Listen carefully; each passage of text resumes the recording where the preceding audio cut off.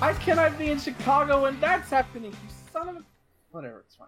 So that means no Spawn teaser at C2E2, which I was hoping for. I think my favorite Keith David thing is Mass Effect. Oh, he's great in that.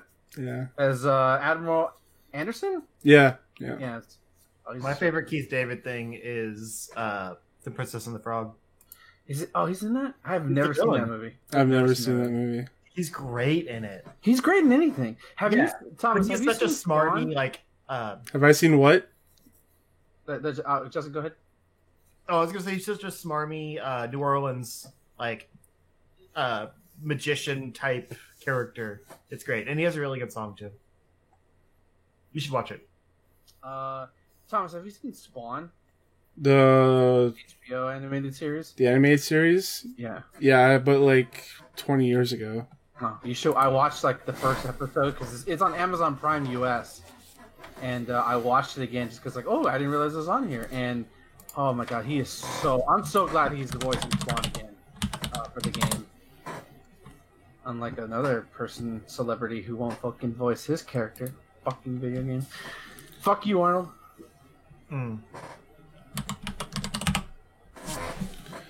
Tom McFarlane's Spawn. Yep, it's on Crave. Maybe I'll watch it again. It's not even. It's like only one season, I think. No, dude, it's got 3 seasons. Is there 3 seasons? Yeah, Oh. 6 episodes in the first one. Oh, okay, that's short. 6 in the second. 6 in the third. Yeah, that Jamie Foxx movie is going nowhere. And they're all like 30, 20 minutes. Because they have like a writer-director in Todd McFarlane, and then an actor, and that's it. Like, they don't have anything else. Yeah. They don't have funding to actually make it. Yeah. You know what I'm excited for now that it's February, besides my trip to C2E2? The Dragon Quest movie that came out in Japan last year. Oh, it's hitting Netflix on the 14th, I think, which it is. It's based off of Dragon Quest V. I'm so excited about it because it looked good before I knew what Dragon Quest was. Now that I have become enveloped within this franchise, I'm super excited to watch it. Oh, God, I can't wait. Yeah, that should be cool. All right, you guys recording? I've been Justin? Yo. Okay, I couldn't hear. I think Ben said he's been recording. Right? I'm recording. Ben recording. Yeah, Ben recording. Yes, I get it. Oh, Thomas, why don't you take the meat page? Fuck that. Okay. I'm gonna continue with that blocker. It's okay.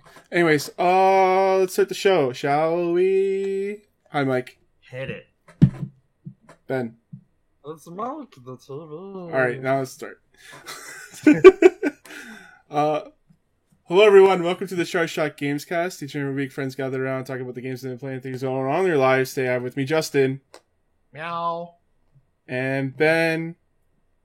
Okay, Meat Rod. I was thinking of introducing you as Meatwad, but I don't know why I didn't do that. Why didn't you do that? I'm Meat Rod. I don't know. I'm Your slipping. voice is too low. Is it too low? No, Listen, it's pretty good. You gotta pitch it up. Meat Rod had throat cancer, okay? I love you so much. Oh no, he had a little meat tumor. Wow. It literally became another me. Not another me is living in Chicago, probably in a very nice life. I doubt it. Chicago is expensive.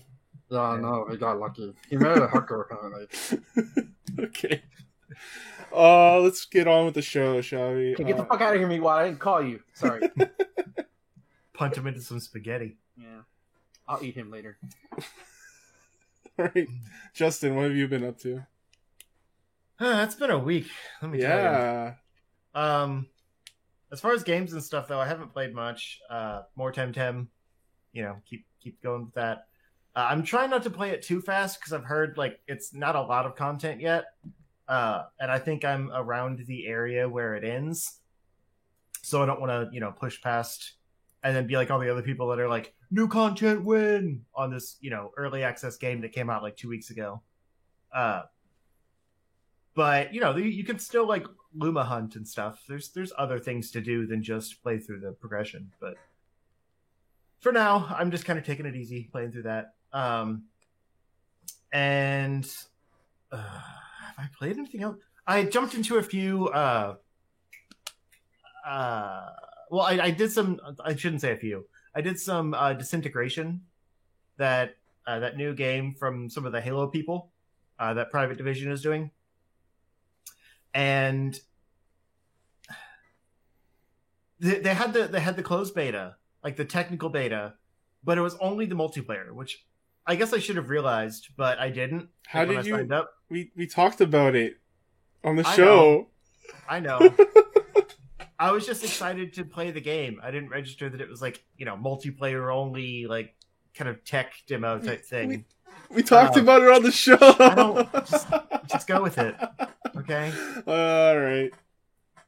I've been very ill. Okay. I'll give you that. So yeah, it's like I can see that mechanically it's a good game.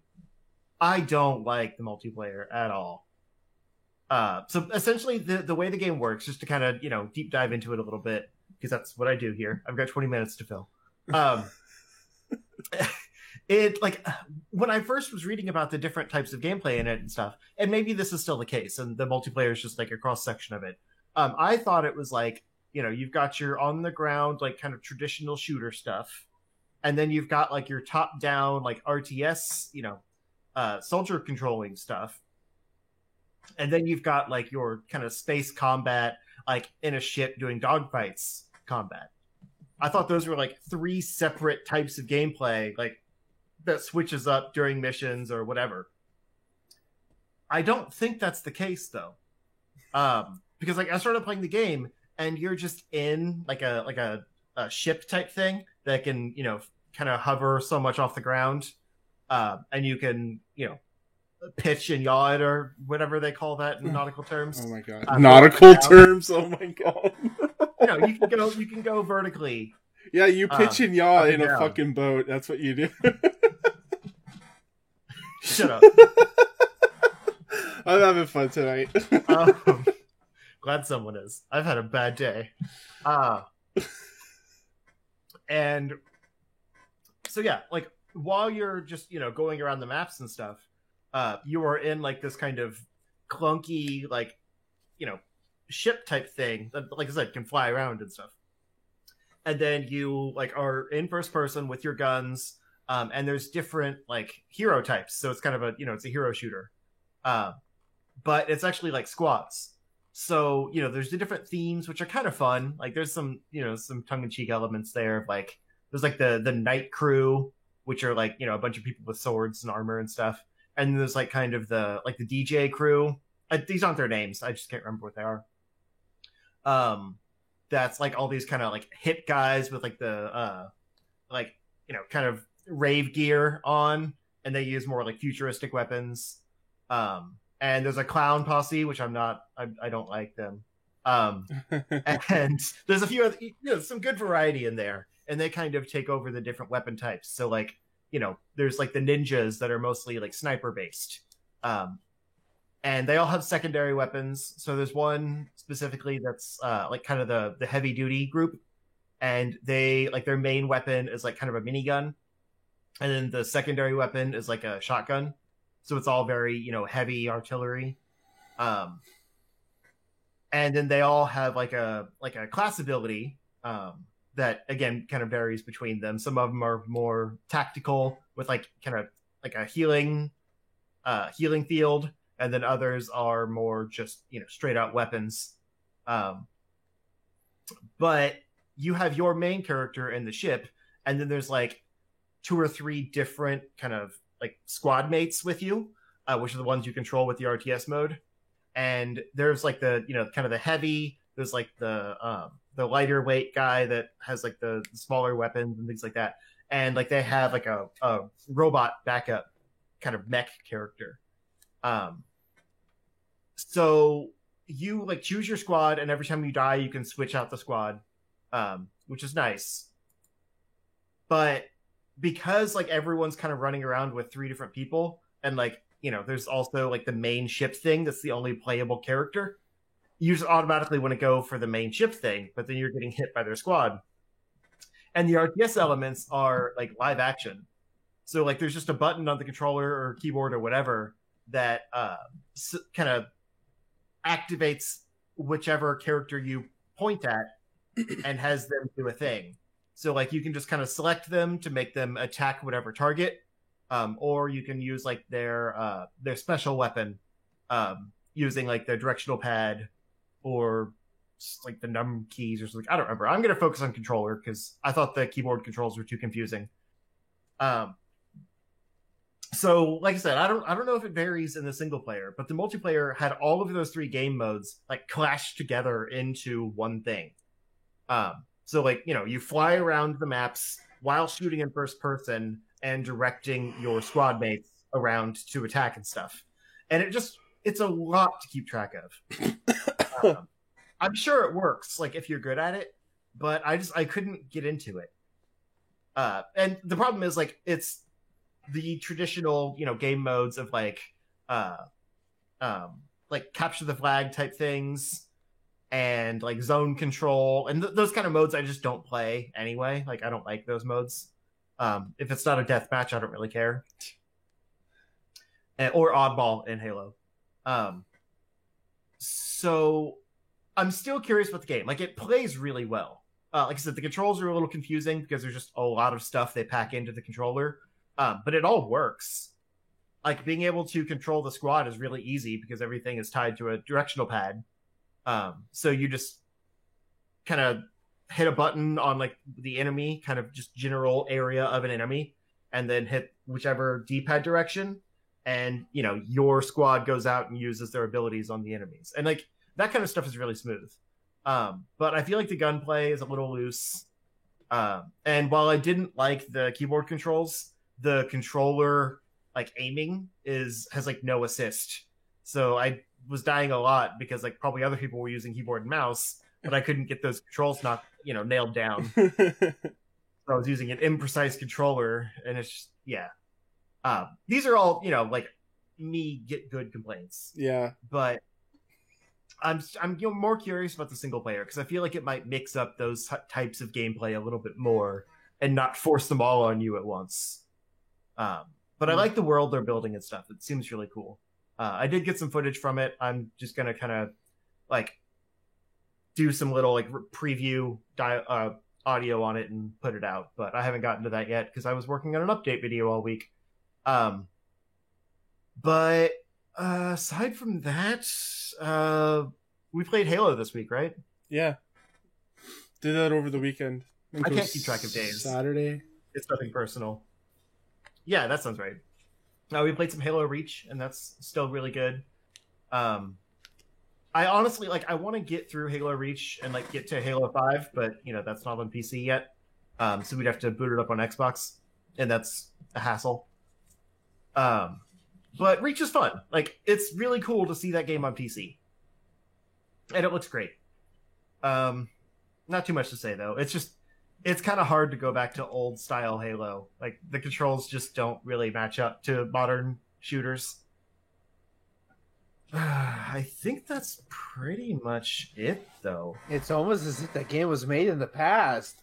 I know, but I'm just saying, like, you know, playing modern shooters and then going back to Halo, like, it's tough to adapt. Hey guys, I've been playing Final Fantasy 15, and I tried Final Fantasy 4. This feels weird. I don't know why. It feels old. It's not a complaint. It's just an observation about how much they've changed. I'm poking the bear. I'm sorry. Poke your bear. Yeah, you can. If it's given anything, I thought it was absolutely fine. The only thing that I found outdated was that there's like you have to pick your ability to sprint. Mm-hmm. That's the only thing I found outdated. The quote unquote run speed is pretty slow. Yeah. But I had to change the control scheme. Once I changed it to like more modern control scheme with like the zoom and shoot on the triggers and like melee on the right click. Like that kind of stuff made it better. Yeah, the mouse and keyboard controls are really good, by the way, and it plays really smooth on PC. So yeah, it does. I'm pretty happy with it. I'm so used to playing Halo with controller. I didn't even think to try keyboard and mouse. Right, but maybe I will next time. Yeah, so that's that. I played some online of that, and I'm really bad at it. But I guess it's been so long since I played Halo online. But I still like it. It's fun. Did It's you get teabagged? no. Oh, it's not a Halo experience if you don't get teabagged. That game invented teabagging for online gaming. Uh-huh. Especially with the physics. Oh, hell yeah. Mm-hmm. I used to do it in KI all the time. Yeah, the online's good. Like, I think it's fun. Even though like I've lost or I don't really do all that well at it, it's just a fun online game to play. Great. Oh, also, before we move on, since I don't have a lot of games, we watched the new Terminator movie tonight. And I got to continue my trend of being a Terminator fanboy. I actually liked it quite a bit. Checks in the mail. Like, it's not a perfect movie by any means, but it's probably, I mean, like, Who even does it? Universal? Fox. Disney. Yeah, true. Yeah. I've been a staunch supporter or defender, I should say, of Terminator Genesis. Like, it's not a bad movie. It's not great, but it's not a bad movie. Yeah. But this is definitely like the best Terminator movie since Terminator 2. Like, a lot of people have said that, and I agree. Surprisingly little Arnold Schwarzenegger. Let's say that. But it's got some great action. Like, Tim Miller directed the crap out of this movie. And it's, like, visceral. Like, sometimes I kind of want to watch it again because, like, the action moves so quick and it's just, like, brutal that I probably missed some of the really cool stuff in there. But, like, the new Terminator is, like, he kind of reminds me of Noob Saibot. Because he can, like, split. And so, like, there's some really cool stuff with that where it's, like, he'll leave part of himself behind and then, like, attack with the rest of himself. And I don't want to get into too much about how that works, but it makes for some really, like, visually interesting fight scenes. And he's also just brutal because he's, like, kind of the Liquid Terminator type where he can, transform parts of his bodies and stuff. And he defaults to, like, arm blades. So he's just going through, just, like, cutting just everything around him. And there's a really cool part in, like, a kind of a jail. Yeah, I'll call it a jail. Where being, like, overwhelmed by guards and stuff. And you just see knives come out from all directions. Yeah, that was in the trailer. Yeah. He's just, like, creating spikes out of his body and, like, killing all of these guards, like, surrounding him. And it's just like, how are they going to stop this guy?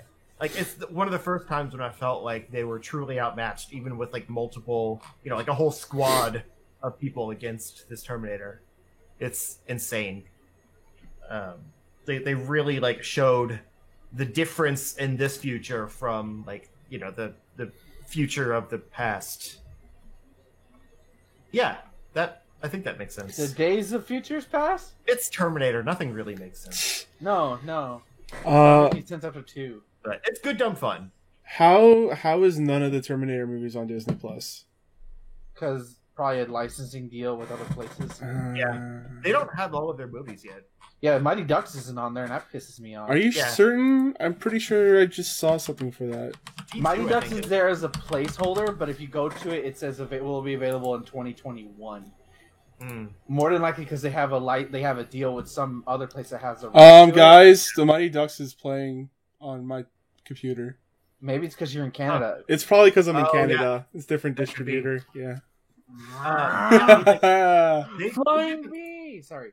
They didn't get The Last Jedi on Disney Plus until after Rise of Skywalker came out. Yeah, I think that's just like I think that's just a release thing, though. No, it was on Netflix. Oh, okay. Well, I think they have the Mighty Ducks D2, D3, and the Mighty Ducks animated series. So, good suggestion, Ben. I'm gonna watch this tonight. They're good movies. Even the third one's my favorite. I love the third one. All right. Yeah, what's that new Terminator movie? It didn't do well in theaters, and I want more of them. Yeah, you ain't gonna get it. It'll probably happen. It'll be another reboot. No, because James Cameron was involved in this one, and it's a direct sequel to T2. No, it's gonna be a reboot. They also do a really good job at de-aging. That's all I'm gonna say. Not when or why, just they do a good job. Reboot. Ben, what have you been up to? So I'll kick it off with. I watched Bumblebee last week, and that got me nostalgic for all. By the way, Haley Stanfield, she's amazing. Yes. And there's a scene with Stacey.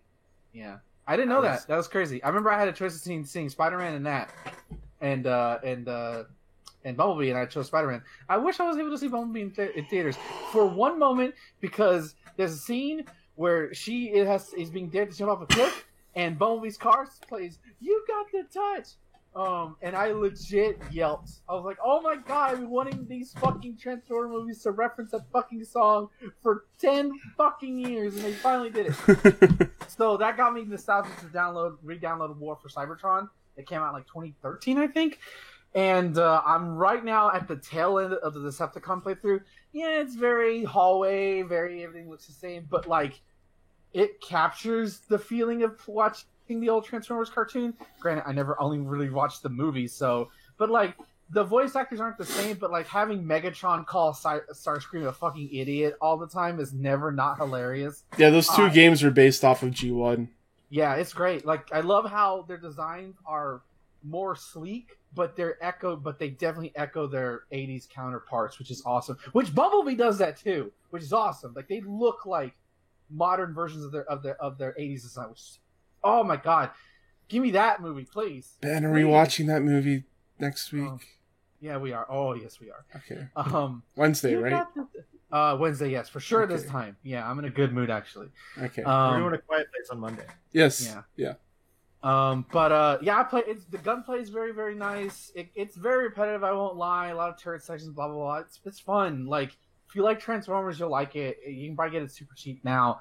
But I accidentally downloaded Fall for Cybertron because I thought that was the first one, but that's the sequel. War for Cybertron is the first one. I'll probably get through it within about a week because like I want to beat it because I kept playing it and I was like, what time is it? Well, I'll do another campaign. Like, oh shit, it's been that long already. Okay, I should stop. Is Fall one of the games, or is that a different one? That is a different one. Fall, I think it's Transformers Devastation. Okay. Yeah, that's the platinum one. I do want to play at some point. It's fine. I never finished it. Yeah. It's got some cool, like, vehicle to robot, like, combat transitions and stuff. Yeah. I like it. I liked it when I first played it years ago, and I'm liking it again now. And actually, this is the first time I'm actually playing it on PC, because when I first played it, I played it on my PS3, which was, I don't remember hating it. I still love the, I think it's chapter 4 or 5. Even though I played it last night, I can't remember, where you're being chased by the Omega Sentinel, and not Omega Sentinel, the Omega Key or something. Like this big, gigantic ass robot is chasing you through the entire section, and it's so fucking cool. The game's really cinematic in all the right ways. Like, if you're feeling like there's a good Transformers game right there, those two of them. Although I remember not liking Fall as much as I did War, but I'd have to replay it just to even think about that. Besides that, I played Mortal Kombat 11. I tried out Joker. He's nutty. He's my favorite thing to do is the wheelchair toss. It's so fucking funny. Just like gaggles and gaggles will just like whoop, and if you whiff it, like if you don't do it, you'll see the wheelchair just keep going. It's hilarious. His customizations are pretty cool. You can actually get the hair that looks like the Batman animated series Joker. Like you can get like the hat that looks like the painting hat he has from Batman '89, black and white, red and green. I'm sorry. I saw that one in a trailer. Yeah, he's great. Like overall, he's a fun character. He's pretty fun. Probably not gonna main him. Probably not gonna play him a lot, but maybe if there's a tower or two, if I want to unlock some of them, I don't mind playing him versus other characters. But I did get to see new Cybots, the Batman Who Laughs costume. Oh my god, that costume is so sick! I love it. Thank you for putting the Combat Pass NetherRealm, unlike some of your other things, like the female ninja skins, where you have to buy them from the store. It's random. Even though I paid $100 for this. Thanks. The game's still fun. Nightwolf rank continuing. I think I'm at that point with Nightwolf though, where I'm like, I am at that skill level. I'm like, okay, I'm starting to get bodied pretty hard. I think my current record is like 30 wins, 32 wins or something, and like 21 losses. So they've gotten up there, but I'm hanging in there. It's fine. And besides that, I played Time Spinner. I actually beat Time Spinner this morning. Nice. I really like it. It's definitely not as deep as other Metroidvanias go. But I'm gonna maybe this is gonna be really controversial because I don't necessarily hate the other game. But if you were giving me the choice to play Bloodstained Ritual of the Night or Time Spinner, I would have picked Time Spinner. Oh yeah. Because Time Spinner, it's minimalistic. You don't like. It doesn't. There's only real two areas really that you go back and forth. It's not huge. It's really not. It's expansive, but it's not huge. I like the story, like the narrative that they tell. It's pretty neat. I like the enemy designs. I like the world designs. And what I'll say about it is, I think when I first saw footage of this game, I said, well, this reminds me of like a Sega Saturn game. And I kind of take that back. This game reminds me of like a hidden PSP game. And I say that with all the respect in the world because I love my PSP. I still have one. We're like, this, yeah, this, you see a cat in the background. But like that's what it feels like to me. Like down to its aesthetics, its visual design, audio design. It feels like a hidden gem PSP title in the best possible way. But I knew it was a good game when I know a Metroidvania has me when I'm doing I have this power up. Let's go explore here. Let's go here. It doesn't really play with time travel as much as I would want it to, because time travel is really only used as your fast travel, which is neat. But that's about it, even though it's a game called Time Spinner. Although there is a cool choice mechanic at the end, which is pretty neat. And I kind of want to play through it again on New Game Plus, because there's a New Game Plus for this. And I'm wondering, well, what if I do things out of sequence? How much will that change? And that kind of has me excited in a Chrono Trigger kind of way. You know, like what if now that I have all my upgrades, what if I go here first? How much will I change it? And I did fight the true final boss, he's pretty neat. He's pretty gnarly. I will say it plays more with time and like the stopping time way. Yeah, which that even really cool puzzles there. But that was one thing I completely forgot. But my favorite thing to do, because I didn't really use that thing too much, honestly, other than if it was to avoid enemy projectiles. But what I did use it for is like if I noticed if I figured out you could stand on enemies when you're in frozen time. So you can get to certain areas earlier if you see an enemy and you basically stop time, use them as a ledge, and jump off. You can get to other areas, which is pretty neat. I like doing that. There's a few secrets you have to get that way too. Yeah, but I just feel like it didn't play with it enough. Like it's not perfect, but it doesn't overwhelm you. Like to me, my problem with Bloodstained is the crafting system. That's the one reason why I don't want to open that game up, is because it's so reliant on its crafting system, from its weapons to its health items. Like I don't want to do that. Versus here in Time Spinner, you get the orbs and you can find chests that you can get. You can enhance your orbs. It doesn't overwhelm you. By the way, my favorite orb was the one you would shoot lightning from. And I did get the Eye Orb, which does like multiple damage. I love the Asteroid Orb. The Ice Orb sucks. I'm sorry. I wish that one was a lot better. Maybe if you upgraded it, it would be better. But I love that you had 3 different loadouts to choose different orbs, and you had super weapons. The thing that pisses me off, though, for me personally, is that I have 98% completion percentage on, I think it's the present day or the past of the main area, and I don't know what the fuck it is, and it's gonna drive me insane. I'm like, why? I hate you. I'm like, because I was like, well, it's obviously here because I haven't been here. I go there. Now it went from 97% to 98%. Like, you son of a bitch. Where is it? I don't want to look for it. I think there's a few hidden walls. Like, just you walk into a wall and you keep going. You're probably right. I don't want to look for it, but I just can't look at the save file. But it's $20. Like, shit. It's a really good, to me, it's a really good introductory Metroidvania because it doesn't overwhelm you. But it gives you enough to go off of. And I love I'd like to see what they did with a sequel with a bit bigger budget, like to go full on with the ideas they had. Yeah, for sure. There's a lot, and I love at least I don't know if you get different endings, so I don't want to spoil it, but I love where she ended up at the end, because it kind of goes from point A all the way to like, whoa, we're here now? Holy shit, we're Dragon Ball all of a sudden. Whew. This is really cool. It's a cool video game. Maybe I'll do an impression, like a video on it or something. I don't fucking know. or rather, I'd probably just do a Let's Play on it because it's not that long. Like unlike most Metroidvanias, which can consume your life, this is not that long at all. Like even if you're I casually explored, and I was pretty much done with the game in about a week. What I loved is just fighting enemies. Like I leveled up super quick. You level up super quick in this game. It's ridiculous. I was like level 50 by the end of the boss, and had to use some health items to make sure I didn't die. But for the most part, I had little trouble with anything. Great boss designs, by the way. Oh my god, some pure nightmare feel too. Yeah, I'm glad I got this game. It's super sick. Hopefully more people will check it out, and hopefully they'll be able to do a sequel with bigger ideas. But yeah, I think that's all I've played. Yeah, that's all I played. Okay.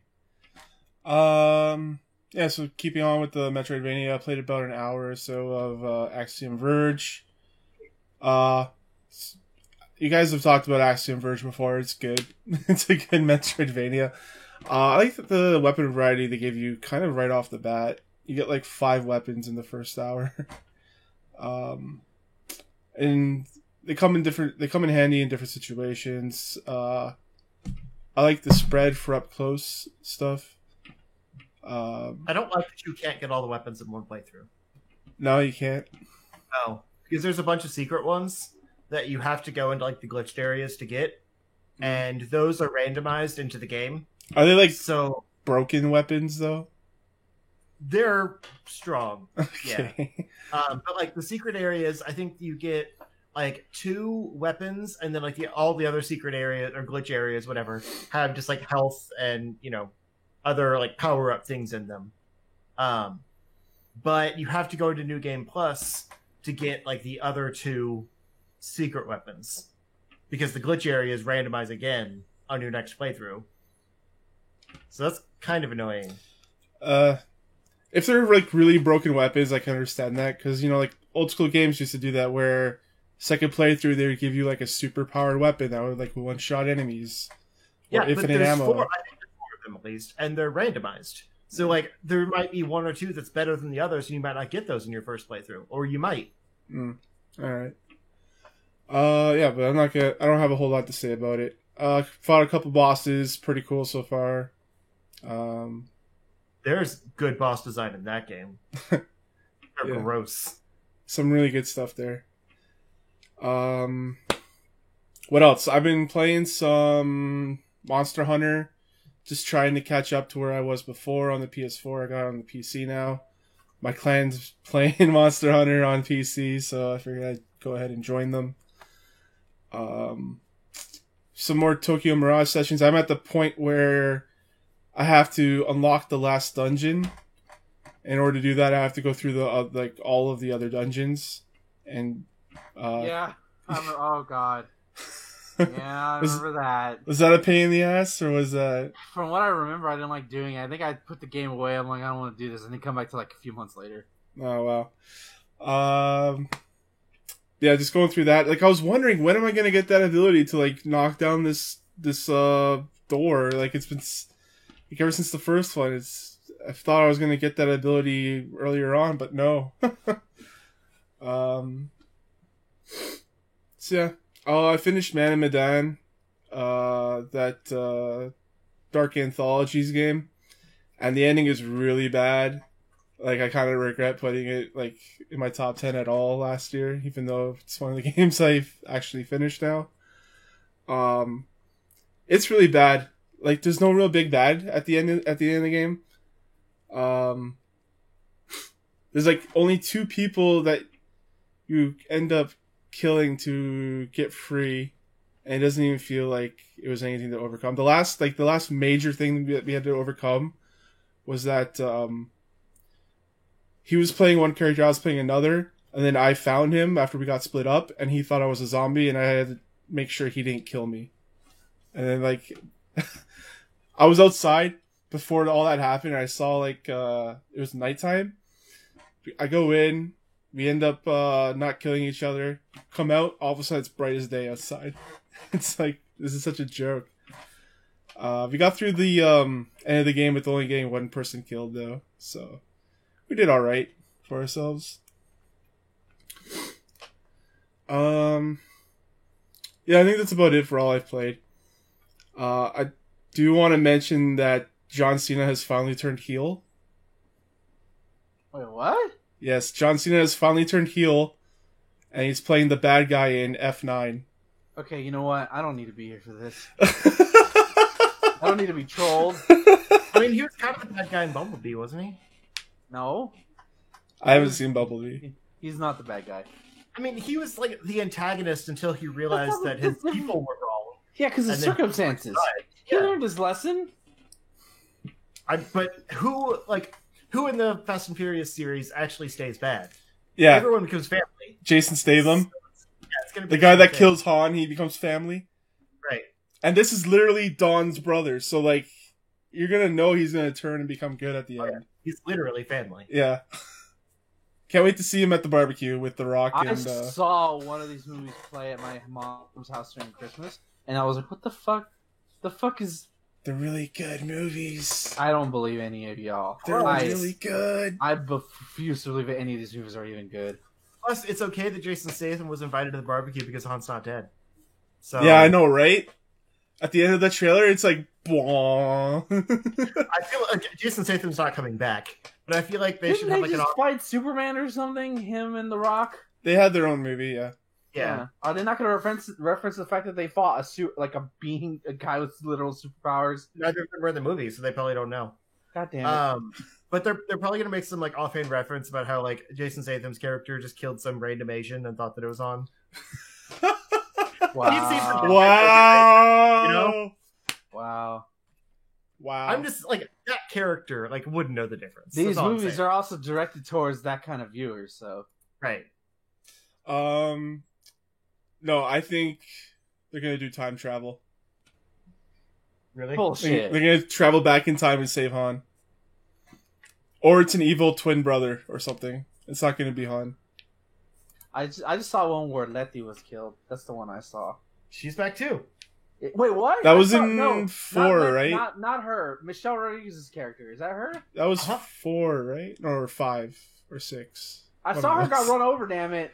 I saw Yeah. that. I'm sorry if I'm spoiling Fast and Furious for anybody. Yeah, Oh. well, no one stays dead. Like Fast and Furious is comic book. She died! I saw her. Fast They're and Furious humans. is anime. They're humans! This Uh-huh. fuck- Oh my god. It's a movie. It's Forget- just set in the real world. You can't be doing that shit. Is it set in the real world? I don't think it is. Oh my Forget god. what you know. Oh, fuck this series. I'm glad I never watched anything past 3. Oh, they're so good. 3 was Fast the and worst, Furious though. 10, Back to the Future. I swear to God, I will be upset if they don't call the 10th movie Fast 10, like Fasten Your Seatbelt. I swear to God. Or how about, like, Fast X? No, just Fast 10. Fasten your seatbelts. That's what it has to be called. I will pay $20. No, you just- wouldn't. Yes, I would. If they name it Fast 10, like they call it Fast, and it looks like Fasten Your Seatbelts. No, we get it. I will pay. I will pay $20. The tagline of the movie will be Fasten Your Seatbelts. That's stupid. It needs to be the title of the movie. No. Otherwise, somebody in PR needs to be fired. And I But should be hired. they do need to promote safe driving habits. They have people look up to them. Oh my god. Alright. That's enough of that. I'm excited for 9. It looks good. It's gonna be pretty good. 9 of these movies. Dude, there's 10 if you count the spin-off. Oh, That's true. God. Alright. So let's move on into the news. Let's start with the coronavirus outbreak. Going in deep, huh? Wow. What was it now? Nademic Creations released a statement after an outbreak of coronavirus simulator hit an all-time peak concurrent player count on Steam. And play game. In Plague Inc., yes. So their statement here says, Plague Inc. has been out for 8 years now, and whenever there is an outbreak of a disease, we see an increase in players as people seek to find out more about how diseases spread, to understand the complexities of viral outbreaks. We specifically designed the game to be realistic and informative while not sensationalizing serious real-world issues. This has been recognized by the CDC and other lending medical organizations around the world. However, please remember that Plague Inc. is a game, not a scientific model, and that the current coronavirus outbreak is a very real situation which is impacting a huge number of people. We would always recommend that players get information directly from the local and global health authorities. And then they put a link for who.int for the coronavirus. I just thought it was really funny that they had to put out a statement for this. And it's not the first time this has happened. Apparently. Yeah, I just thought that was weird. Yeah, I just thought that was funny, so I wanted to put this in here. Wash your hands, people, and stop falling for Twitter clickbait. Like, stop sneezing into your hands. Stop it. I have a friend that's not in Wuhan, but in China, and gives like daily updates of how much it's spreading.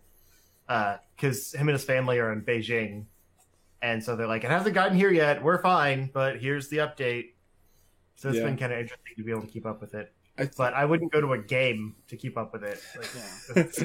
Like, it's actually like really affecting like my work. The people in Shenzhen, that's I think the city that they're in.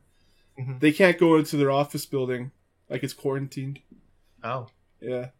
So we don't know when they'll be back to work, and so we have to pick up all their work and try and do stuff while they're out.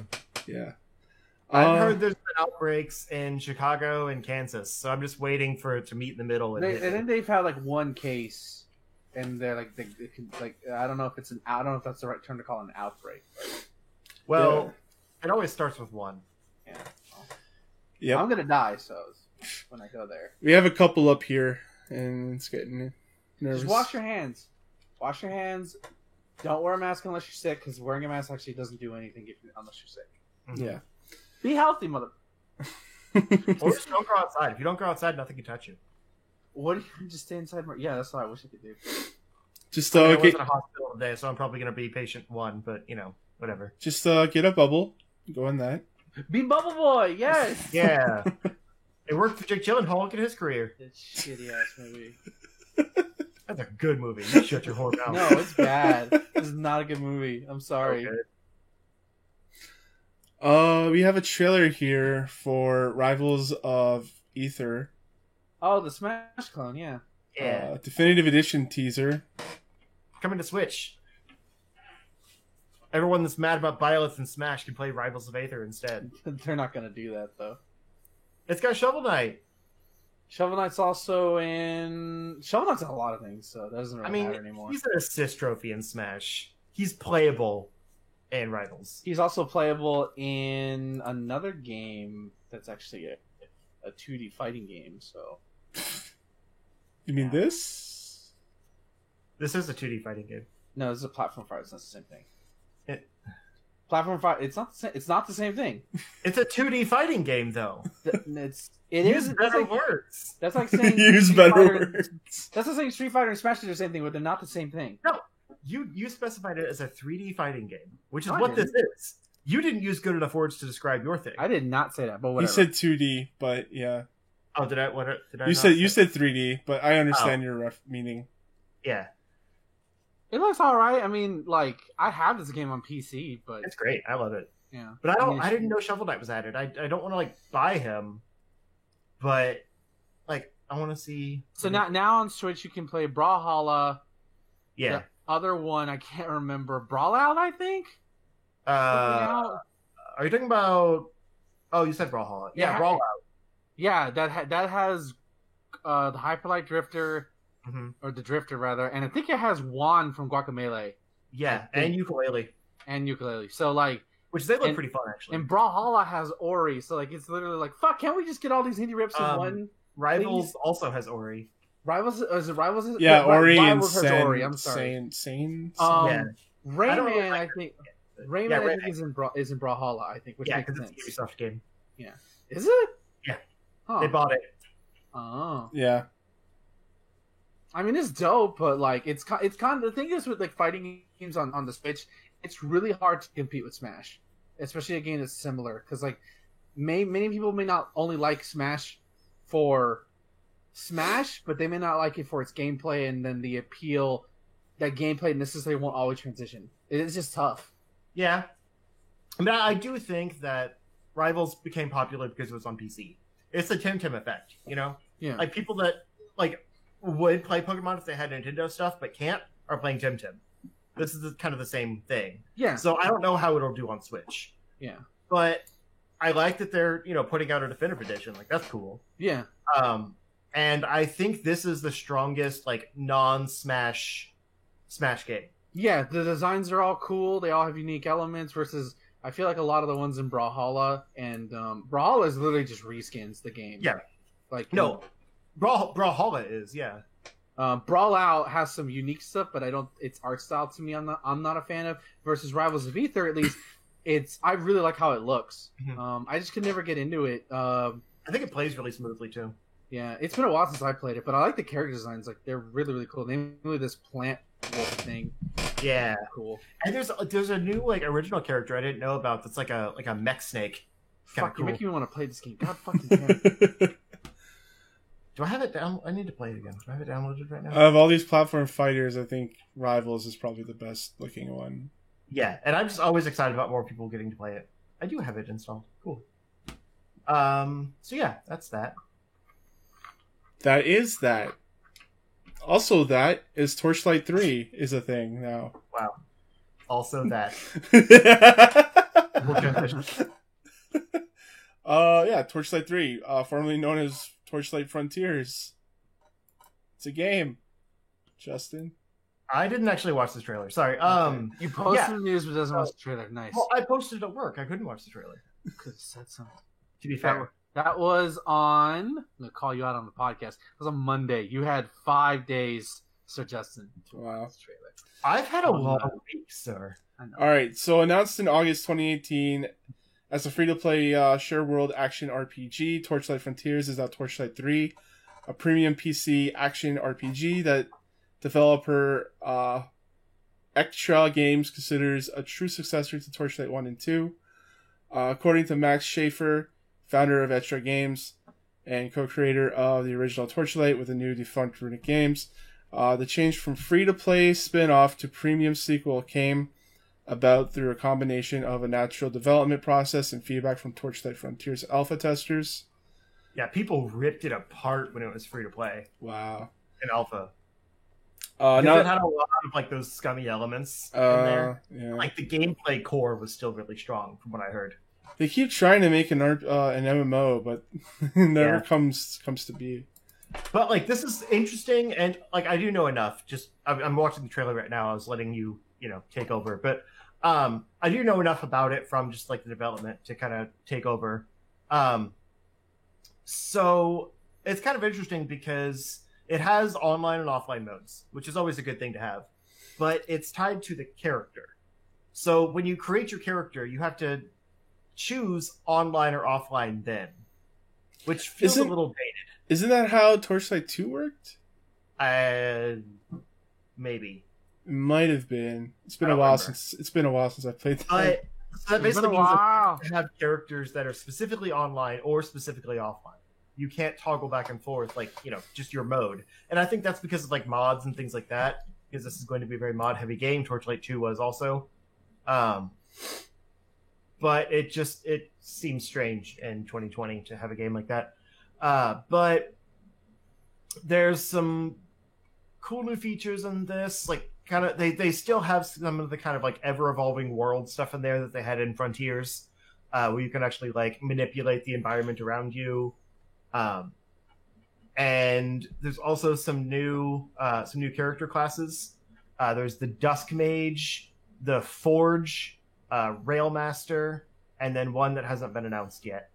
But like one thing I've liked about Torchlight over Diablo is, aside from just like kind of the bright colorfulness and like the goofy nature of it, it's so grim dark, is like it has kind of different takes on the archetypes. So like the Forge is kind of your like your more melee character, but it's also got like traps and things like that. The Railmaster, I think, is like an engineer class. They had an engineer class before. Yeah. And then the Dusk Mage obviously is like a sorcerer class, but they're interesting like subsections of those things that I think is really cool. Yeah. I thought the There's skills. not a lot of information yet. Yeah, I always thought the skills were better, and having a pet is really useful. Being able to like morph the pet was really cool. Like feed it a different fish and it'll turn into something different. Yeah, I love my little ferret pet. Too. Yeah, all the different pets. Yeah. Mm-hmm.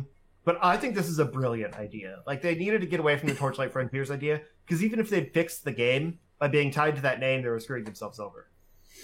So like mixing, changing the course of the game and also changing it into a numbered sequel makes it feel like a new game that they can just kind of, soft reboot, quote unquote, using the things that worked. Because like I said, a lot of people that played it loved the way it felt. They just didn't like the ecosystem of it. So I think this is going to be really successful, and I've seen a lot of good like fan feedback so far from these changes. I hope it works out for them. Yeah, agreed. But I'm definitely going to check it out now. I was mildly curious about Torchlight Frontier just because it was free to play, but I probably wouldn't have gotten super into it. But with this one, especially with me not being sure if I'm going to get Diablo 4 because of, Blizzard, this could maybe scratch that itch.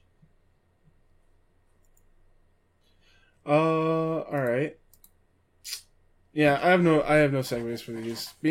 So the next news story is being muted in a video game doesn't violate your civil rights. The federal court declares. There was an obvious segue there with Blizzard. Okay, I don't know what Blizzard. What's the Blizzard story? I don't see one. Well, no, just like the idea of them like censoring. Oh, okay, fine. Censorship, all that good shit. I don't know. Anyways, article says here, if your loved one has been muted in a video game, you may or may not be entitled to a financial compensation. You may not be. Oh no, yeah, you may not be entitled to financial compensation. Exposure to muting might finally wake you up to the idea that there are consequences to your actions. These cheeky Kotaku articles, yeah. I can't handle it. Some of them are something I would write. Yeah, some of them are pretty good. I like that one. Yeah. So what does it say? Where's the? There's a generation of kids who don't know what that means, and that saddens me. Mm-hmm. They didn't stay home from school on a weekday because they were sick and have to deal with that shit in the morning. Also, while watching Ricky Lake while your mom makes you dinner. Yeah, I had a lot of summer days at my grandma's house, hearing those commercials. So this is a case between Amaro El-Ansari. This is a court case against RuneScape. He sued developer Jagex after a company muted him in the game last year, taking away his ability to communicate with other players. So this is like a developer muting a single player. In the entire game. Yeah. It's not like an isolated incident. Yeah. In the Tarsus largely handwritten lawsuit, El-Ansari, who said he'd invested 2,000 hours in the game, claimed that Jagex muting him constituted a violation of due process, discrimination, and attack on his free speech and human rights. Which just proves people don't know what our Constitution means. Oh, if you want to learn about that, look at C-SPAN right now. Oh, yeah. Yeah. Yeah. You're literally being ripped apart, ripped to shreds, and thrown on the ground. Yep. Anyways. Freedom of speech is just my ability to say whatever I want. No. No, it's not. I think I have the same sweater that you have. Sorry, I got distracted. That's not a sweater, that's Weasley. No, I mean the sweater you have on. But yeah, anyways. So initially, U.S. Eastern District Judge Mark A. Kearney dismissed the case in July of 2019. Kearney wrote that these allegations cannot state a plausible constitutional claim because the First Amendment and its constitutional free speech guarantees restrict government actors, not private entities. Mm-hmm. So yeah, you don't have to worry about getting muted in a game and being. You're gonna lose the court case. It's not now. There's precedent. So I'm like, we're not even gonna hear this. Yeah. Which it was ridiculous, anyways. Yeah. Thank God. Yeah. No. Was there evidence of because I didn't hear you talk about it in the article, and I was looking over what he said to earn the muting because I didn't see that anywhere here. Because I imagine he must have either been toxic or something for them to mute him. Yeah, I don't see it here. Which, come on, Kotaku, you gotta list that shit. I need to know why. I mean, they probably linked to another article that has it. They're too busy being snarky to actually list the facts. I don't want to read through this court 'Cause, like, document. Because I'd imagine the only reason the game company would do that is because you're being harmful to other people, other players in the community, and you're a problem. And problems have to get dealt with, like the Irish mob. I mean, what? Now the mob is going to come after you. Oh, yeah. Well, All right. Next news story of the week. Get fucked, clowns. Dying Light Bad Blood is now free to all Dying Light players. This was that quote-unquote battle royale. Bad blood. Yeah. Come on. Hey, man, you want to do this? They're so obvious, though. Not everything needs a transition. This isn't a Star Wars movie, damn it. Because they do transitions. No, I got it. Because they do transitions. Yep. Can't see Star Wipes. Techland has announced that all owners of Dying Light are able to redeem a free copy of Dying Light Bad Blood on PC. This comes weeks after Techland revealed that Dying Light 2 has been delayed indefinitely. As a token of our appreciation for our amazing community, we are pleased to offer a free copy of Dying Light Bad Blood to every survivor eager to expand their Dying Light experience. In order to get a free copy of Bad Blood, you need to head into the Dying Light docket site, log in or register an account, and link your account to your platform of choice. Once that's done, you own Dying Light. On the platform you linked, a banner should appear on the website that says you're eligible for a free copy of Bad Blood. Just click on that banner, follow the instructions. That's a lot of work. Yeah. And it's also, like, it's not new, like, single... No! Sorry, Weasley was on my keyboard. It's not new single-player content. It's just, like a horde mode, like a, player unknowns type thing. They say it's a battle royale, but it's more of a multiplayer mode. Yeah, but I'm saying, like, if not a lot of people do this, there's not going to be any benefit to playing it.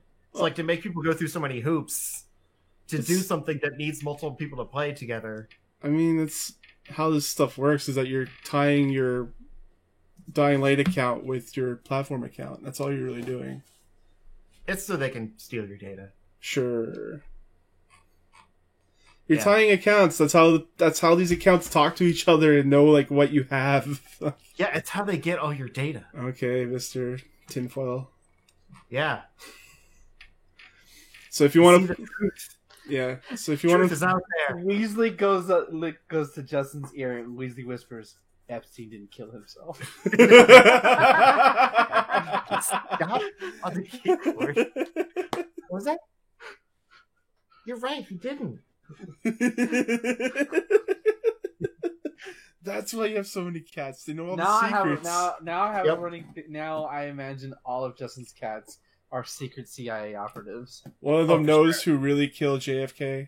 Yeah, CAT operatives. That's your older one. That's the one who knows who killed JFK. She's not that old. No, but she's your oldest one. Yeah. She probably was, and you never know. The U.S. government probably has a secret thing to keep cats alive forever. They just don't Trust me, if she had any secrets, she wouldn't tell. Yeah, that's why she's the She's perfect operative. Hold on. Perfect operative. Yeah, I did that. I made the cat pun this time. That's pretty good.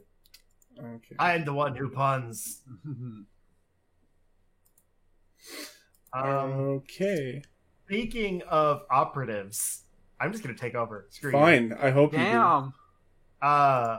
The trailer for the Mortal Kombat Legends movie, the animated one. Oh my god. What does this have to do with operatives? Yeah, what does Special Ops.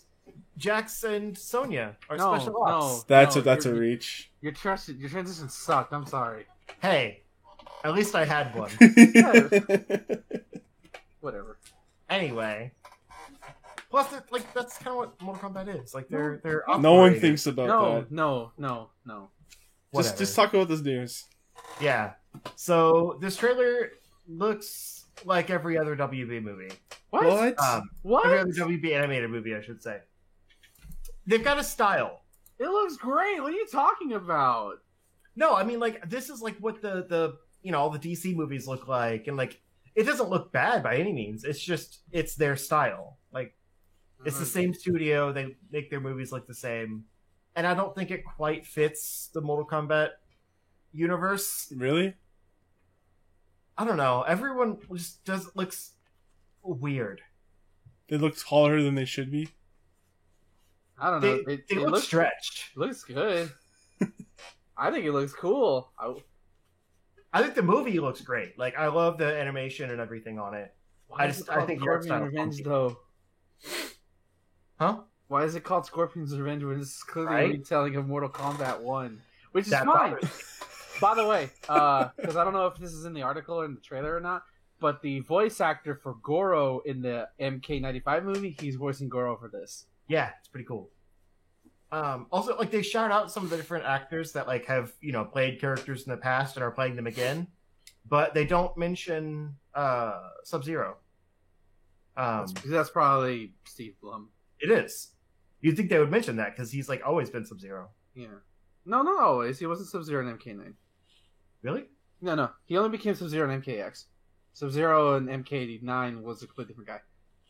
Oh. All right. Fair enough. I mean, like they mention him like with the the cast, but they don't like shout him out as like this guy has played Sub-Zero before. Yeah. Joe McHale is Johnny Cage, right?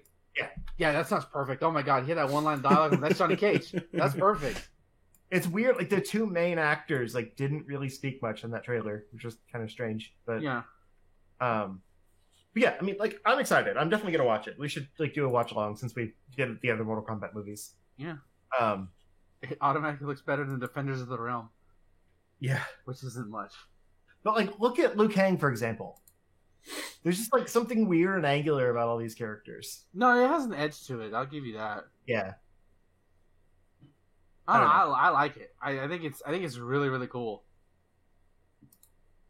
I'm sure I'll get used to it, but I'm still excited for it. When are we gonna get Ermac though? Like, Ermac, come on, give me Red Ninja, please. There's a surprising amount of characters, so I imagine not listing all of them. Yeah. Oh, we didn't see Kano. That's true. We didn't see Kano. We saw Reptile. He looks more like his reptilian design. So I'm not a fan that's of. fine. I'm not. I want him to just be the Green Ninja. But He should just be a green ninja. yeah. At least in the first game, and then maybe the other ones you show his more animalistic side. But it's whatever. I like that he is a green ninja that looks more animalistic. Like I don't like the full lizard like they did with the later GameCube games. No, that was just literally Lizard Man from Soul Calibur. Right. Um, It was weird. Anyway, speaking of things we haven't seen in a while, the Silent Hill series might be getting a reboot. oh no. A soft reboot with 2 new games. Hold on. What's that quote from Endgame? Don't do that. Don't give me hope. Wait a minute. I'm not even a Silent Hill fan. What the fuck am I saying? Yeah, why do you care? I don't know. I wanted to quote Endgame. Leave me alone. You can take over. I just wanted to do the transition. I don't actually care about this story. Oh, so Wow. there's 2 new Silent Hill games in the works, according to a new report from Eurogamer. Their source is a reliable leaker, apparently.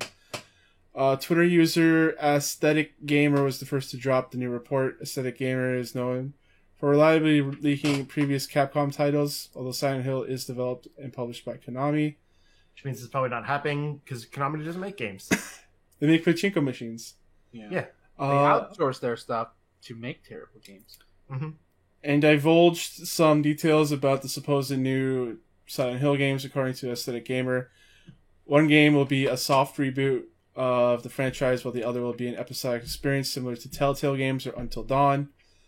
I think that sounds better. Yeah. If Like it's a written well, choice-based kind of narrative Silent Hill game. if it's written well enough, and it can bring back the spirit of those psychological aspects of the earlier Silent Hill games, Yeah. maybe. It Because all I've said depends on. before, like, when were we talking about Silent Hill? Was that during? That was during Master Chief? Maybe, yeah. Or maybe it was one of the watch-alongs, I don't I remember. think it was more the watch because it was horror stuff. Yeah. But I think the gameplay is the worst part of Silent Hill. So, like, I'd love Well, to you're not just wrong. explore the story. Like, how like the choices you make maybe change how the Silent Hill landscape looks each time it transforms, like that kind of thing. rather than being just kind of a fairly generic like action shooter game. Here's the with thing. cool gimmicks. They never really worked on the action part of an action horror game, you know?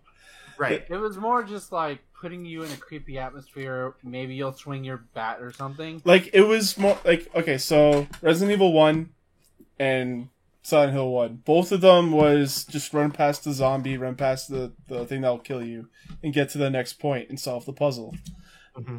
Capcom's gone back with Resident Evil and has like remade those games over and over again, making the combat actually fun to play.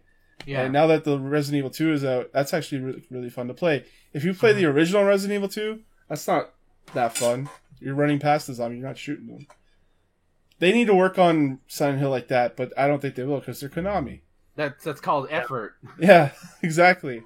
And remember we had a golden idea for a Silent Hills 2013. And that was completely different.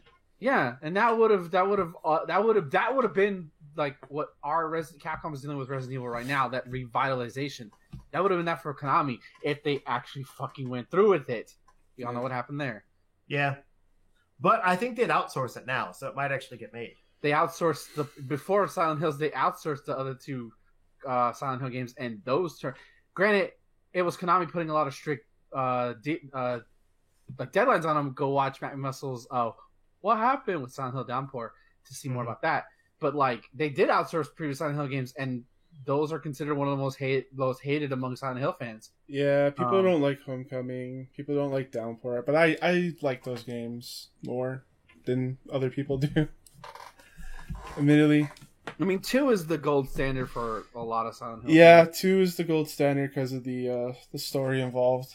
It's really good. Yeah. It's really good. Even like 30 years later, 20 years later. But that right studio now though. Yeah, but I mean that's all. That all depends on, are they going to hire somebody who can respect the franchise enough, but also is willing to push Silent Hill in a direction? Because you can do different things with Silent Hill, but still make it that psychological thriller. Because that to me was what I've always associated with Silent Hill, is it's the more psychological horror versus Resident Evil is more the in your face, monster gonna get you horror. Make it more of like an Outlast type game. You know, no weapons or anything, just that's what like PT was. Puzzles. Like that's what PT was. Yeah, right, and that was the tech demo for Silent Hills. Yeah, people liked it. Yeah. Yep. I mean, the Wii one actually was pretty good at that because you didn't have weapons in there. You kind of just had you had to run and hide. Yeah. Yeah, and then certain sections you had to run, like guess which bright hallway you went through. That was actually really good. Too bad I don't have a copy of that. I've had that for PSP. I've seen it on Wii. I never played it, but I watched someone else play it, and it seemed okay. Yeah, it's an interesting idea. What is that like? That photograph horror series. Oh, yes. Fatal Frame. It looked more like Fatal Frame. I mean, I only have one. I have Fatal Frame 1 on my PS2, but I haven't touched it. So I don't know. I've only seen a Let's Play of Silent Hill Memories, but it looked interesting because it was more story driven, and all gameplay wise, all you really did was walk from point A to point B. You shine your light, you kind of solve a puzzle with a Wiimote. And it was pretty unique. Yeah. They're not gonna put the effort into this. That's the problem. Yeah. Like they can say I can say I am going to make a video, but I'm not gonna put the effort into it. So Konami's doing it. They could just sell the rights. Like they're not doing anything with them. Yeah. How about a Silent Hill pachinko machine? They're probably gonna do that. Yeah. Real talk. If I ever go to Japan, if I see a Godzilla pachinko machine, I'm probably gonna not leave that station. But Anyway. there's Godzilla movie happening. Is it? Oh yeah, Godzilla. Yeah. Godzilla, he's right behind you. You don't want to see him? Fuck! You're making my transition less timely. The more you talk, the less timely Speaking it of is. PlayStation exclusive, let's talk about PlayStation. How dare. What? Speaking of things going in different directions, Godzilla's a PlayStation exclusive. E3 2020 will be a new and revitalized experience filled with celebrities and insiders. Oh god. Oh, that sounds awful. I hate. Yeah. Have I mentioned how much I hate the word influencer? Yeah. I use it all the time at work. Oh, I feel sorry for you. I feel so bad. I every time I hear any like non-content creator I follow refer to them as influencer in a non-ironic way, I just roll my eyes. I'm like, shut the fuck up. Yeah, I don't like people calling themselves influencers. I understand the term has to exist as a way to describe a group of people, but Does content creator not work? no, because it's not always content creators. It could be like Instagram models or things, things like that. There's all different kinds of people that have an influence on their fan base. Content creator is too many words. I need to talk about this in a meeting. And influencer is one word. Right. People are And, so like, dumb. When you go up to someone and be like, hey, you should give me a discount because I'm an influencer. It just it sounds pretentious. But when you say like, oh yeah, we need to appeal to influencers with this product, like that makes sense. Yeah. It's just context. Yeah. Anyway, E3. It sounds like garbage. Yeah, E3, get your personal data information hacked. Oh yeah, all those journalists got their information. How are they not sued to the ground by now? Has anybody opened a lawsuit against that? Well, who's going gonna to sue them? I I guess they don't could know. have a mass, or what's that called? A class action lawsuit from them Yeah. to the ESA. Because you didn't provide the security enough that my information got fucking stolen. They would have to sue the ESA then, right? I don't know who runs E3. Do they run? I think that's who they run E3. We'll sue them, I guess. Sure, I don't fucking care. Oh, I'm the just ESA surprised. built its website following last year's data hack. It claims this includes updating our data management processes, including the handling of personally identifiable information, and we will no longer store that data on our site. Brilliant idea. Welcome to the 21st century. Oh boy, What, were you hosted on GeoCities before? probably. MySpace. Good grief. Tom won't betray me. There's not a lot of information here. That's what the intern says when the boss tells. He's like, where are you gonna put it? I know exactly where to put it. Tom won't betray me. All Plus, right. no one uses MySpace, so it's a pretty safe place. Yeah. Musicians do, actually. That's a lie. There's not a lot of information here. It's kind of vague, like business speak. It says it'll feature surprise guests, stage experiences, access to insiders, It's and making a experience convention. notes. This is what it's becoming, and it's what it should have been a long time ago. Yeah, it's a nerd carnival. It's not a place to showcase games. It's a place to Carnival? get people in the door. I mean, if anything, fucking look at what the PAX conventions do. Right. Do that. Just do that. That sounds like what they're moving They're towards. they're trying to do But they're that. trying to still appeal to the masses, which PAX doesn't really do. No, not really. Like the nationwide masses. Yeah. You don't see PAX streamed online with big press conferences and stuff. No, They, no. There's they music that do. comes out from it, No, I mean they don't go people dedicate their whole weeks to E3 just for memes. Nobody Yeah. does that for PAX. Sure PAX they is, do. you have to kind of be there, and then news comes out, but it's not that big of a deal. They have a bunch of panels by it's not the big guys like PlayStation doing panels, but it's panels by other developers. Yeah, but It's yeah. we're still gonna get EA Play. We're still gonna get the Xbox conference. We're still gonna get the Nintendo Direct out of the E3 show floor, and all that stuff is still gonna happen. But then they're also gonna try to make it an open to the public PAX-like experience, Wow. and you can't mesh those two things together seamlessly. It's just too much to manage, and they proved that last year when they failed. Real quick, the Switch Animal Crossing New Horizons edition is sold out. Of course it is. That's not surprising. Yeah, those Joy-Cons look so cool though. It's a really nice special edition, actually. Oh my God. I don't even care, but I love the colors. I want those Joy-Cons. I swear to God, I want those Joy-Cons. Those colors are so nice. Yeah, they are. I mean, I love my yellow and blue, but I would kill for that teal and aqua. Yeah. All right, Justin, take over. Speaking of things I would kill for, new trailer for Final Fantasy VII Remake. Oh yeah, I don't have that up because I didn't want to. Can Right. you hear my erection? Can you hear it? I think I did. Like literally for microphone right three Yeah, just for tap, three tap it on the characters. microphone. Oh yeah, it's kind of small. I'm sorry. Oh, just get real close. I'll listen hard. All right, I think There. I heard it. There we go. Yeah, Yeah. there we go. Cool. that was a worthwhile excursion. Yes, it was. The name of my sex tape. So yeah, this trailer, Thomas earmuffs. I guess opposite of earmuffs. I don't care. I'll listen to you guys talk about it. Okay. So this trailer actually shows a lot, arguably too much. It's kind of that traditional, like, TV spot for a movie. I think it shows everything. just enough where you're questioning things, True. but it's like just- if you, yeah, It's curious because there's a lot of things that you wouldn't expect. right. Like literally almost every summon. Weirdly. Was it? Really? They showed Leviathan is confirmed, and he looks so fucking cool. Yeah. But like they showed Chocobo and Moogle, Ifrit, Shiva, Knights of the and Round. Leviathan. No Knights of the Round. Yeah, Oh, okay. No. that's Or not till, Bahamut, like that's those- like game five. Well, I'm just whatever. you said like almost all of them, so I thought maybe that was one. But No. okay. But like Leviathan specifically they mentioned because that's a disc 2 summon. So like, way later. Mm-hmm. So like I'm wondering if either they're going to have more, like new summons, and so they're just kind of loading them up early, or if everything is just being pushed up. Or maybe this covers more content than we expected. I don't know. I know the pre-order bonus is a specific summon. I think it's like a Chocobo girl or something. Yeah. Oh no, there's like Carbuncle.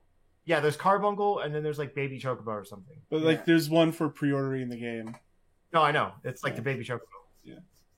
But yeah, the Carbuncle I don't think is new, but the Baby Chocobo thing might be. I thought the baby don't- Chocobo was the one that you call in and it like squashes them. No, No, that's it's like back- a whole. It's like Okay. the one from Final Fantasy IV where Chocobo comes in and kicks you in the face, but like there's a horde of them now in this Yeah. one. Well, that's Chocobo and Moogle. Chocobo and Moogle has a small percent chance of being Fat Chocobo instead. Okay. But I assume this like Baby Chocobo thing is different.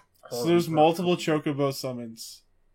Chocobo. I mean, technically, Fat Chocobo is Chocobo and Moogle. Like they're the same thing. Okay. It's just sometimes when you summon Chocobo and Moogle, it summons Fat Chocobo instead. Okay. I'm not Kinda like how gonna get into it. It's fine. Like Odin sometimes does different attacks when you summon him. Right. So yeah, they showed a few things that I wanted to see because we hadn't seen yet, like Red 13. Oh, And he it's- looks yeah. great. His voice actor like doesn't sound like I expected him to. No, to me he does because he sounds like aged and a Does little he bit sound wise. like Mufasa? No, not at all. I wish he did. Actually, They should James just- Earl Jones would actually be a great. yeah, they should just have gotten him. You can mod it in later with Mufasa quotes. and like they showed the motorcycle combat, which actually looked pretty cool. Yeah. But then like I'm pretty sure they had some stuff that was outside of Midgar. It probably I don't think it was outside of Midgar. It's probably like when Sector 7 falls and you see like the out part. I think that's what it is. Like they're fighting on that skirts and you can see the sunlight. Yeah. And then what was that Genova fight? That's new. Yeah, I don't know, dude. That's new. That has me excited. Feeling that's like end of game boss because they don't want to end the game with that like stupid motorcycle boss thing. Yeah. And so like they're gonna add Or content at the end of like Sephiroth cornering you and like fighting Genova, and then like you see that's Overlook. horrifying. Yeah, Like it captures the creepiness of Genova really, really well. right. It's probably You see her in the game, like in the original game, but you don't Yeah. fight her. She's still in the thing. it's just the head or whatever. Yeah. You don't fight her until you're on the ship, which is why I was kind of wondering if this goes further because that could have been on the ship. Like it was kind of hard to tell with that. I don't think so. I think this is all Midgar. It's just that they're bringing elements in for certain parts and they're expanding it, which means future games in this series will expand even further. Yeah. Because there's that whole soldier bit that's all new, where Mhm. a member of soldiers chasing them down, which Yeah. is like, oof. Yeah, because Soldier wasn't anymore, right? I don't remember the exact lore behind it, but I I think know. I think Soldier ended like right when all that shit went down with Zack and that. But what I love about it is that it opens up with Tifa and Cloud sitting at the well. that iconic as fuck scene. That's Yeah. nice. Yeah, it's a nice like, quiet moment to start it on. And you get to see the hint of Nibelheim, which is, you know, if you ever played FF7 before, you know what goes down there. Agreed. And then I'm still trying to figure out if Don Corneo is voiced by Mark Hamill. It's hard to tell Yeah, because this in the first one I could hear it. right. This one not as much, and I don't know if that's Mark Hamill's just excellent voice acting deflecting, or maybe we just all wish we think it was Mark Hamill because he's never said anything about it. Mark Hamill almost always sounds a little bit like Mark Hamill. You know what I mean? Yeah, I'm not sure because that really doesn't sound like him, but I can see it being him. yeah. Oh, guys, you want to know? Is it Don? It's me? Mark. It's Mark. Okay, awesome. that's cool. It didn't sound like him a bit, but that's good for him because he kind of disguised himself a little bit. Yeah, that's perfect though. I love that. But can we talk about the best part of this How trailer? hot Cloud is. Oh my gosh! Fuck yeah! Like, but best part is that he's like surrounded and he's being talked to by this guy who I don't know who he is. I think he's a new character. Yeah, and he's like gender is I can't remember the exact quote, but it's like so beautiful. And like he gets all intimate with Cloud while he's dressing him up in the dress. I'm like, number one, that kind of annoyed me. The dress was in purple. I'm like, what? Like this is a minor nitpick. It's not a game breaker, but it's like, couldn't it have been purple dress, please? But Aerith's no, Tifa's. Oh my god, Tifa's dress. Oh my god. I don't think we got a good look at that one. I don't remember. Yes, we did. Oh my god, dude! We saw both of them. Let's just say it's days like today where I'm glad I'm bisexual. Okay, I won today. Okay, I also don't remember this honeybee section being so like it wasn't intimate. It wasn't. Okay. Yeah, Because I didn't do like, the whole. Oh yeah, okay, Tifa's dress. All right. Yeah, you get the dress like before you go to the honeybee inn, I think. Yeah. Yeah, I didn't go there. I did that whole section without actually going to the. You have to do. Yeah, it's weird how to get the honeybee inn. You have to do some convoluted stuff. Yeah, so it's not. Thankfully, here they're actually making it a part of the game versus making you like look up a guide to how to do it. But even Aerith mocking Cloud for look how cute you are, and he's all embarrassed. That's great. He does look really good in the dress though. Even as heel boots. I'm not sold with the combat system. I need to see that in action. Like I need to play it. But the game itself looks like everything I want it to be. Oh my god! Oh, and they show early version of that's the guy who's protesting to President Shinra. That's Ketchy, right? I'm not sure. I'm pretty sure it is because I know he's controlled by a Shinra person. That's a spoiler, by the way. Sorry. Well, I'm pretty sure it hits him pleading to it because he's the only one who's sympathetic towards Midgar, and like they're like, wow. Oh, they showed the bitch who slaps Tifa. What's her name? Scarlet. Yeah, they showed her, and she's literally using a Shinra soldier as a footstool. I'm like, can I be there? But yeah, I get it. Like, I'm sure anyone would be fine being stepped on by her. Yeah, can I be there? I also love how long they spend on them just going upstairs. In the oh my god, building. yes, I love that that's in there. Oh my god, I can't wait to play this. I doubt Bear will call. Is it who calls someone a retard? Is it Tiva who calls? Oh yeah, no, they're gonna. Yeah, have that's gonna get axed. Yeah, or maybe they'll like she's about to say it and then they exit the door, just for comedic effect. I would do that just for it to be funny. What is this? I'm trying to see the Genova fight. Like where it looks like in a cave or something. Yeah, but it's like it looks so good. It's the like voice acting is. It's landed somewhere. Isn't there like a area in the Shinra building that has like a cave or something? No, I don't. Not that I remember. I don't know. Unless they like go in some new basement or something. Yeah. I mean, it wouldn't put it past me if Shinra HQ had something Genova related. I mean, wait, hold on. Okay. I went back a little bit, and like I don't know if these scenes are connected, but there's like Sephiroth shows up and like disappears in like a puff of smoke. Like it's some kind of mirage or like an illusion or something, Michael. Well, he is an illusion. So. And then like it kind of does a pan around and like the pieces of him are like kind of going around everyone, and then the fight starts. Yeah. So like I said, I don't know if that's the same scene, but it could be like, you know, they're fighting like a fake thing, and he like gets away or something. But it's definitely in the Shinra building. Yeah. it could be like when after all the like President Shinra is killed and they find like they stumble like it could be in the same area because they find it could be where that when they find Red 13 this is in the same area and then they find the Shinra head and like I don't know it opens up or Hojo opens it up or something because they show Hojo in this and West too and he looks just as creepy as you think he would all sniveling and he's probably jerking in there watching Red 13 fuck things. And at the end, there's like the weird, like Dementor ghosts swirling around. Those are the things who go those are those things. I think. Like those from the. No, they were in the original game too. Where like at certain points you would like, it's hard to tell what they were, but they were like covered in black, and they would just go reunion. Oh, wait yeah. Those are those. I'm convinced those are those things. Oh, they look like Dementors. Well, yeah. Now they probably do because you've seen Harry Potter and you've read Harry Potter. No, I hadn't. They didn't exist yet. It means now that you did. Yeah, because you see Dementor. Anytime you see hooded cloak figure, you think Dementor. You don't think of Ring Race. You think of Dementors for some reason. I think of Ring Race. No, I don't think of Dementors when I see like the hooded Organization 13 members. Because they don't look Wraith-like. These things look Wraith-like. Things. I said, well, Wraith-like. These look hooded Wraith-like. All right. Anything else you guys want to talk about with this trailer? No, I just want to go look at Rule 34 pictures of Tifa in that dress and Cloud in that dress, please. And Eric, oh my god. Feel free to share this. Yeah, I will. Just follow me on Twitter. You already do.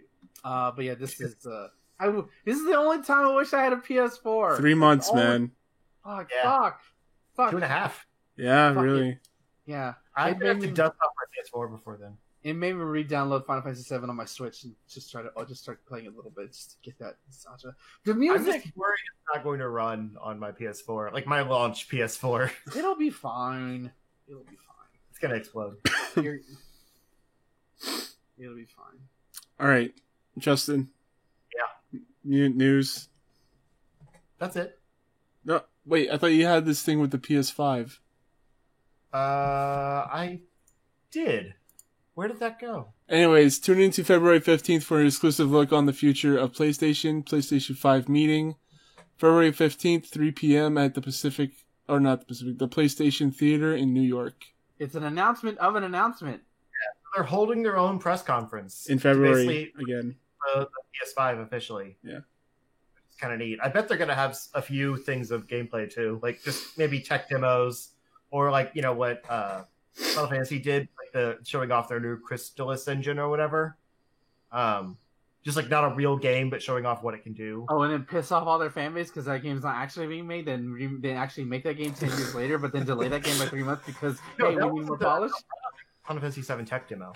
They had like when they first started like the new engine, they showed a game that wasn't real, and it was just like show off how good that engine looks.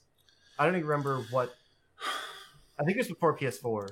What's the over under for the rubber ducks? What? You guys don't know about this? The rubber ducks. That's what PlayStation does with their hardware all the time, and they show off how many rubber ducks are on the fucking thing. Oh, that's the first time I hear about that. But wow, I'm surprised you guys don't know about that. They're gonna have teraflops worth of rubber ducks. All right, yeah. It's a meme thing that they do every PlayStation. Nah. That is dumb. That sounded like something that would be on the brand new sentence subreddit. Yeah. What's the over/under on the rubber ducks? Will it have intelligent fish AI? That's the one I remember. Cena? Yes. Remake, please. I'll see if I can find that Square Tech demo thing, and I'll share it. But I can't remember what it's called offhand. Yeah, but it wasn't a real game. Show the fucking console. Yeah. And show us how ugly it will be. I hope it looks nothing like that dev kit. Like the one that looks like a football stadium without the other half, yeah. Yeah, the weird I'm right. I'm right. That'd be cool. This is cool. Like, I'm glad they're just kind of taking it on with their own thing. They don't need to piggyback off anything else. They're big enough. Yeah, they did it last year. Yeah. All right. So we have a question from Mike. Mike, the TV. He asks, "What's a game series that deserves a second chance?" Start with Ben. I got two actually. Let me guess one. Knights. Yes. Oh, that's one. Yeah, that's one because it's only had 2 games, and it's near 25 years of existence. Yeah, I think Knights deserves another shot. I don't know how its gameplay will transition to modern audiences, but one can hope. But the other one is actually not joking. Is another LA Noire game. Oh yeah. Because I really like the story driven, like detective stuff. You know, with the setting piece. Peace period. Fucking idiot. Why do I like this? So yeah, those are 2 I would love to see like get another shot because LA Noire had a very horrible not development time and publishing issues, which is why I'm glad the remasters even happened. I own the Switch version. So those are 2 games I would like to see come back in some fashion. I also have to sneeze. Okay, I also have 2. I think. I might still have to sneeze. We're holding out. The first one is Golden Sun. Oh my god, yes. I think it got shafted on the DS because, for one, that game just wasn't as good. It felt too much like more the same, and the art style was not interesting. They need to recapture like the GBA art style, but like in HD. Golden Sun HD. Yeah. Even just do a remake compilation like of the first 2 games together. In HD. Yeah, that's what I said. Golden Sun HD. Oh, okay. I mean, I would also like a new game though. You gotta test the waters first, because the last one did horribly. True. But like, they need to do something new with it. Like, not just have it be the kids of the kids. No, sure. Yeah. Mix it up somehow. I don't really know what you could do next. I mean, the problem was the fact that they set up they tried to do with the first 2 games. They set up so much in the first game and to only have payoff in the second, but there was never a second game. Right. That was the problem. Yeah, they just did the same thing again. That's the problem. Yeah. At least in Golden Sun 1, it felt like a complete game, even though it ended on a cliffhanger. Yeah. I think it could benefit from doing something more like Breath of the Wild, not in being like an open world adventure game, but in having fewer like abilities you can use, but having those abilities do more in puzzles and stuff. Like an actual dynamic physics system to the puzzles. That could be really cool. Yeah, versus pushing a block for 5 seconds. Right. And having to hit the button every time you want to push it. Yeah, that was annoying. And then the other one is actually make Mega Man Legends 3, you cowards. That's not gonna happen.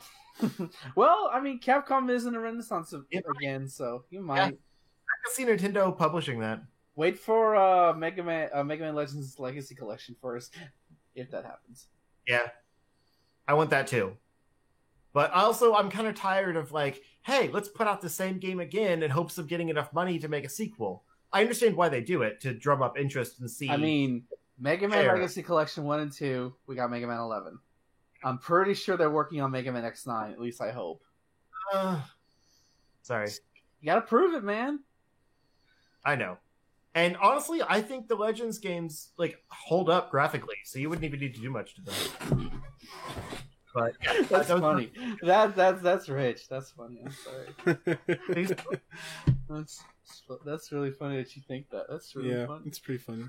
A PS1 game that doesn't need to change its graphic style to a modern audience. That's really funny.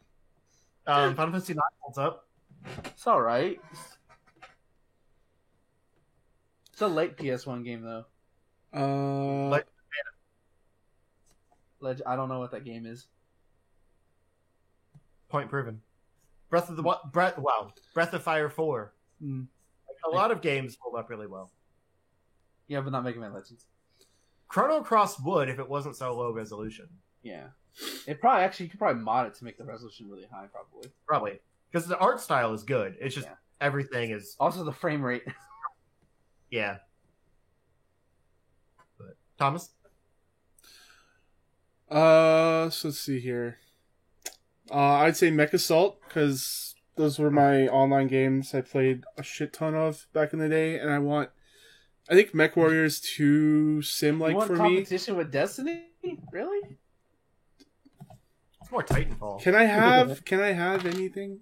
I mean, like you're the one who plays Destiny all the time. I'm just saying. It's not the only game I play. He's playing Monster Hunter World right now. Thank you. That's true. It's not like every time I come home from Discord and like, hey, what's time? Oh, he's playing Destiny again. Okay, it's cool. So yeah. Anyways, right now he's playing Charge Shot Games. That sounds stupid. Yeah, it's probably sucked. We're gonna get roasted by Jim Sterling on his YouTube video by the end of the year. I wish. Yeah, so Mech Assault, because I find MechWarrior too sim-like for me. I need something more like fast and arcadey. And also Dark Cloud. I want a new Dark Cloud. Like a city building manager while doing dungeoning stuff. ActRaiser? That sounds like ActRaiser. That's what Dark Cloud was a 3D ActRaiser. Okay. Yeah. Cool. It was really cool, and I would like to see another one of those. I never played them. Yeah. When I was a kid, like Dark Cloud 2 like took my imagination. Like I was like, holy shit, you could do all this. You could build a city and then have like all the resources, like start building up and getting better weapons and stuff, and then you could also go out and do dungeoning and stuff. And there's like this whole story, and it stole my imagination as a young boy. Yeah, I got one more. One that game that only got 2 games. I think should have gotten a third one, but I guess it didn't because of low sales. But The Darkness. Oh yeah. Yeah, I never played the first one, but I played the second one because I was into the comic book at the time. For some reason, I thought when you said The Darkness, my mind went to Alone in the Dark. Oh no, no! Let that go to the no, because I like the quad combat system and you know being able. It's one of the few first-person shooters that I don't vomit in. It was a really good shooter, yeah. And of course, like the ending, it ties into the lore of the comics, which is pretty cool, and it really does some cool psychological stuff. There's an achievement for watching Mockingbird or Death of a Mockingbird or something. Yeah. Is that came on PC? I think they both are. I should rebuy the. I know 2 is absolutely for sure. Yeah, I should buy the second one on PC because that's the only one I played and I really enjoyed it. On a similar note, Prototype. Yeah, that was a good series. Sonic, yeah. It was like it tried to be infamous. Like they came out about the same time. You can leave Prototype in the past. It's fine. Yeah. Oh shit, Infamous is coming back. Yeah, that too. Darkness 2 is on PC. Darkness 1 is not. Okay, well, I only cared about. I only played 2, so I'll add that to my wish list later. Is it cheap? Oh, you closed it. My bad. I'll just set it up. I'll look it up later. Don't worry. Fine. I'll get right. It's 32 Canadian dollars, so 20 something. 25. Yeah. That's actually not bad. I'll look for it on the sale. All right. Sale. Justin, where can people find you? You can find me if you look for Zero Score on Twitter or YouTube or Twitch/Mixer. I'm probably going to start streaming earlier than I expected to because I can't do much else for the next few months. Woo, I guess. Hey, if I gotta relax, I might as well make the best of it, you know? Yeah. Ben?